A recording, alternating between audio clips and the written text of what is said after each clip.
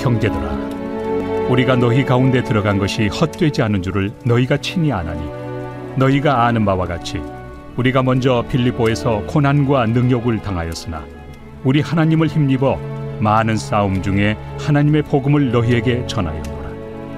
우리의 권면은 간사함이나 부정에서 난 것이 아니요 속임수로 하는 것도 아니라 오직 하나님께 옳게 여기심을 입어 복음을 위탁받았으니, 우리가 이와 같이 말함은 사람을 기쁘게 하려 함이 아니요 오직 우리 마음을 감찰하시는 하나님을 기쁘시게 하려 함이라. 너희도 알거니와 우리가 아무 때에도 아첨하는 말이나 탐심의 탈을 쓰지 아니한 것을 하나님이 증언하시느니라. 또한 우리는 너희에게서든지 다른 이에게서든지 사람에게서는 영광을 구하지 아니하였노라.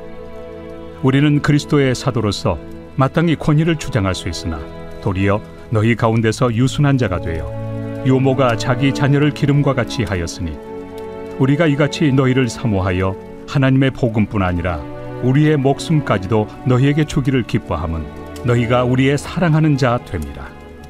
형제들아, 우리의 수고와 애쓴 것을 너희가 기억하리니 너희 아무에게도 폐를 끼치지 아니하려고 밤낮으로 일하면서 너희에게 하나님의 복음을 전하였노라.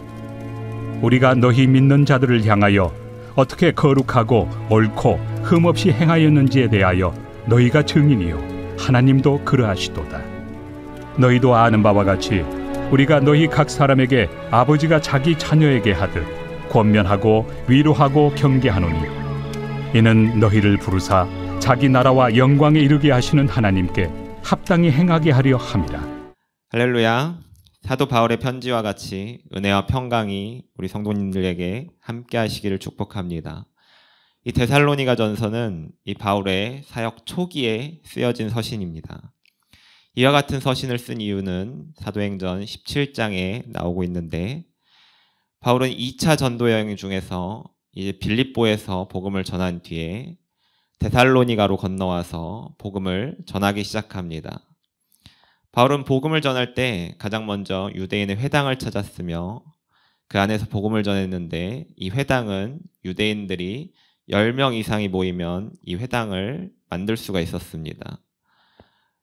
바울은 이런 유대인들의 생활을 또 잘 알았기에 가장 먼저 이 회당을 찾아가서 복음을 전했습니다. 그 안에서 복음을 전하기 시작하자 이 사도행전 17장 4절에 보면, 경건한 헬라인의 큰 무리와 적지 않은 귀부인도 권함을 받고 바울과 실라를 따르니, 바울과 실라가 이 복음을 전할 때 정말 많은 사람들이 이 복음을 듣고 또 그 복음을 따르게 되는 역사가 일어났습니다. 하지만 이와 같이 많은 사람들이 따르게 되자 이 유대인들은 이를 시기했고 바울과 실라를 공격했습니다. 그 내용은 로마의 황제인 가이사 외에 다른 한 왕이 있는데 그분이 예수님이다라는 이런 내용으로 그들을 고소했습니다. 그래서 바울과 실라를 쫓아내고 이들이 회당에서 복음을 전할 수 있게 한 이 회당장까지도 붙잡아서 심하게 매를 맞게 되는 사건이 발생하게 됩니다. 이 바울이 이 데살로니가에서 복음을 전한 기간은 약 3주에서 4주 사이의 기간으로, 하지만 그 사이에 이들은 수많은 사람들이 이 복음을 믿었고 또 복음을 받아들였습니다. 그리고 교회가 세워졌고, 이들을 시기하는 사람들로 인해서 바울은 어쩔 수 없이 그곳을 떠나야 했지만 계속해서 또 그들을 만나기 위해서 또 애썼지만 그렇지 못하고 결국은 이제 디모데를 보내서 이 데살로니가 교회의 소식을 들은 이후에 쓴 서신이 바로 이 데살로니가 전서입니다. 바울이 디모데를 통해 들은 소식은 아주 희망적이었습니다.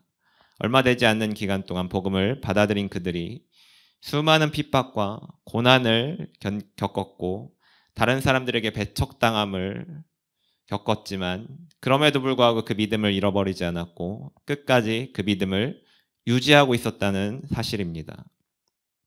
하지만 그 속에서 몇 가지 해결해야 할 문제와 그들이 겪고 있는 상황에서 질문들이 있었기에 이들의 문제를 해소해주고자 바울은 생각했습니다. 그럼 지금부터 오늘 본문을 살펴보도록 하겠습니다. 이 본문 2절을 보시게 되면 사도 바울이 하나님의 복음이라고 표현한 것을 보게 됩니다. 복음은 우리가 모두 다 알다시피 나의 죄를 위해 예수님께서 이 땅에서 오셨고 십자가에서 죽으셨고 3일 만에 부활하셨다는 사실입니다.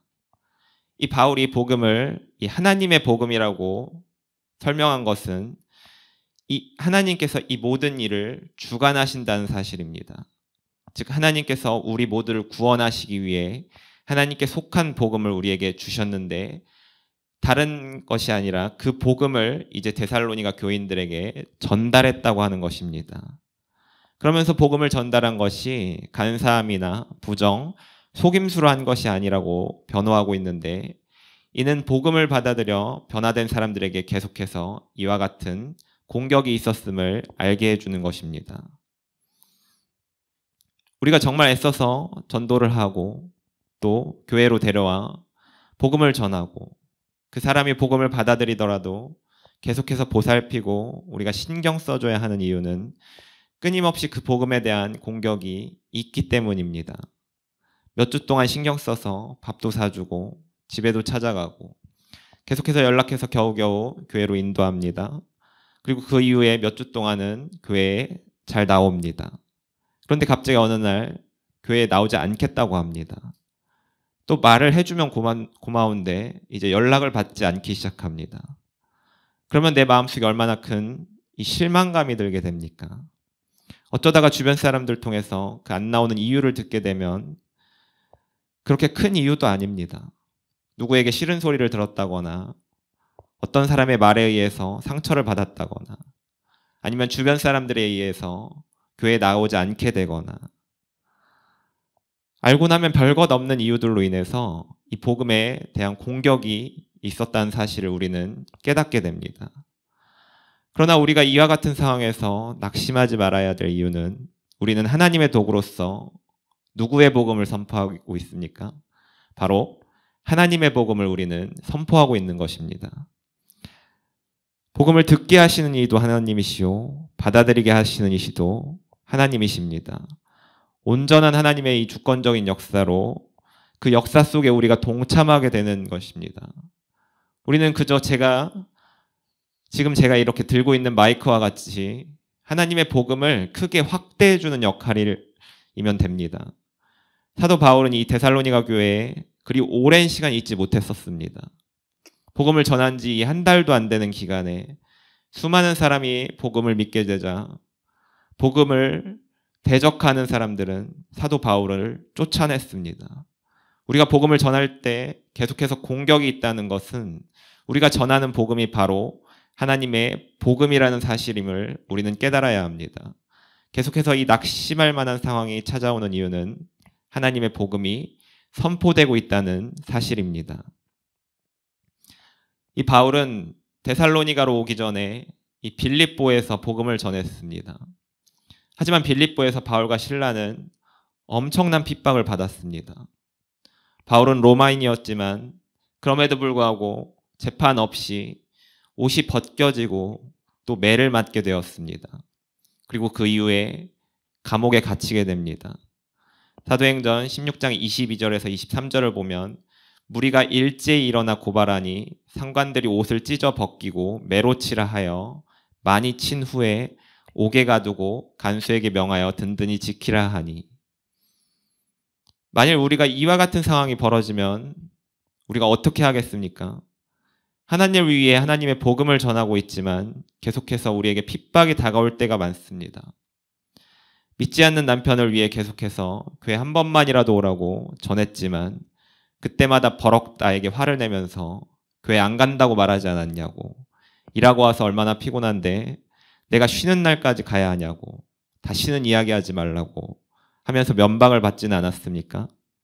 그리고 믿지 않는 자녀에게 한 번만이라도 교회 나와서 예배드리자고 얘기해도 들어먹지 않는 아들 그리고 딸 때문에 속을 끓인 적이 한 번이라도 있지 않습니까? 복음을 받아들이고 하나님 앞에 나오길 그렇게 소원했지만 복음이 선포되는 것이 하나님의 뜻인데 왜 우리 가정에는 이렇게 복음을 받아들이는 역사가 없는 것인지 하나님을 원망하는 마음이 들 수도 있습니다. 하지만 바울은 이와 같은 상황에서 기도하고 찬송하는 모습을 보여줍니다. 한밤중에 바울과 실라가 기도하고 하나님을 찬송하며 죄수들이 듣더라.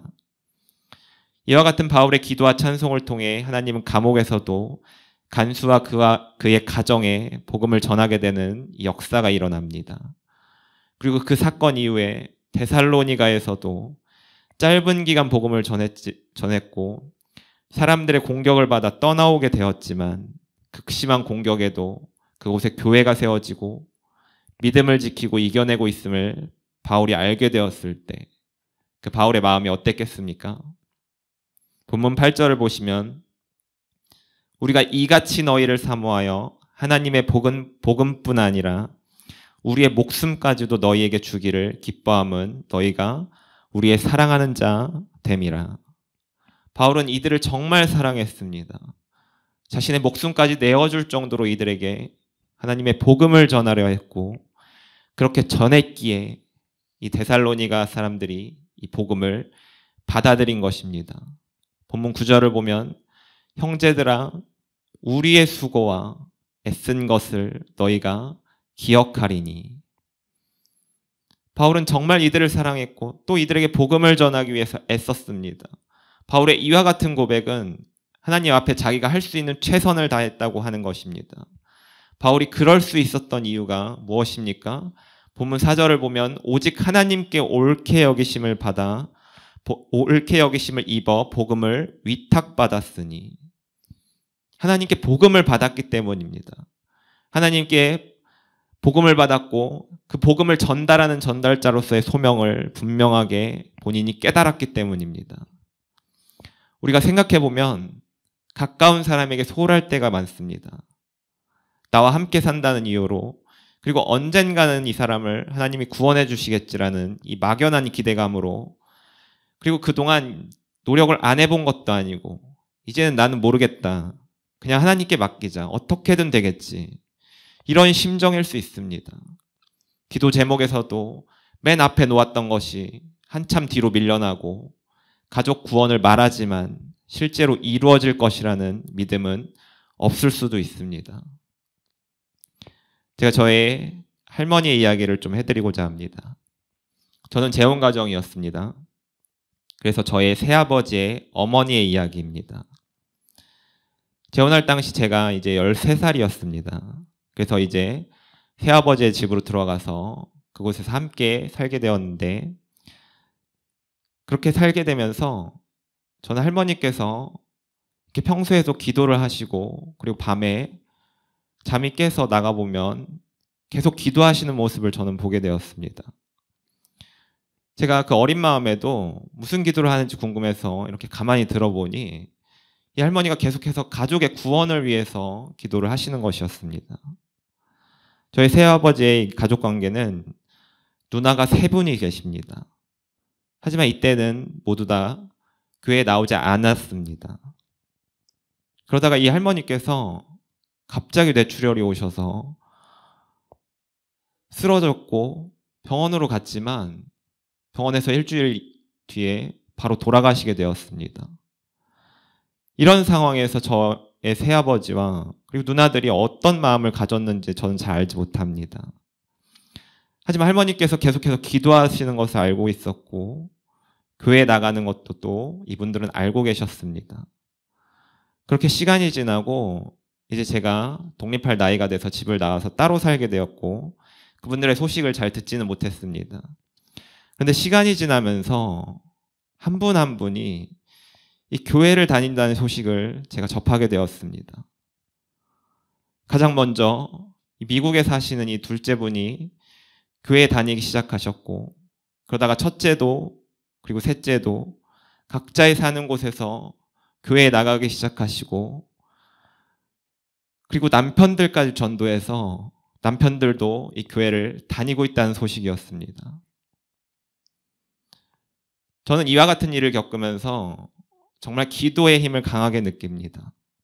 그 할머니께서 자기 자녀를 정말 사랑하셨고 그 안에서 기도할 사람은 나밖에 없다는 이 절박한 심정으로 복음을 위탁받은 자로서 목숨을 주는 것까지도 기뻐하는 마음으로 하나님 앞에 눈물로 기도하셨고 이 할머니께서는 비록 자녀들이 복음을 듣고 교회에 나오는 모습을 보지는 못하셨지만 하나님은 그 기도에 응답하셨고 많은 시간이 흐른 뒤에 이것이 성취되는 모습을 보여주셨습니다. 사랑하는 성도님들, 이 복음은 하나님의 복음입니다. 나의 복음이 아닙니다. 나의 능력으로, 나의 힘으로 전할 수가 없습니다. 이 하나님께서 주관하시고 하나님의 역사로 이루어집니다. 그럼 우리가 누구의 마음을 움직여야 하는지는 명확합니다. 바로 하나님의 마음을 우리의 기도로 움직여야 할 필요가 있습니다. 나의 마음속에 정말 구원받아야 하는 사람을 사랑하는 마음으로, 그를 불쌍히 여기는 마음으로 눈물로 기도할 때 이 하나님의 마음을 내가 깨닫게 되고 내가 어떻게 해야 되는지를 알게 되고 이 하나님이 주시는 마음에 순종하게 될 때 비로소 역사가 일어납니다. 그저 내 생각으로 몇 번 전했고 그냥 몇 번 기도했다고 포기하고 좌절하는 것이 아니라 끊임없이 하나님 앞에 이 복음을 전하기 위해 기도로 나아가는 것입니다. 예수님께서는 말씀하십니다. 누가복음 21장 19절에 너희의 인내로 너희 영혼을 얻으리라. 끝까지 포기하지 않고 사랑으로 기도함으로 하나님께 받은 복음을 온전히 전달하기 위해서 순종함으로 나아가는 우리 공동체가 되시기를 축복합니다. 기도하겠습니다. 사랑의 하나님, 아버지께 받은 복음을 전달하기 위해 내가 눈물로 기도할 수 있는 마음을 허락해 주시옵소서. 영혼의 때를 위해 인내로 견디게 하사 핍박에도 이겨낼 수 있는 굳은 마음을 허락해 주시옵소서.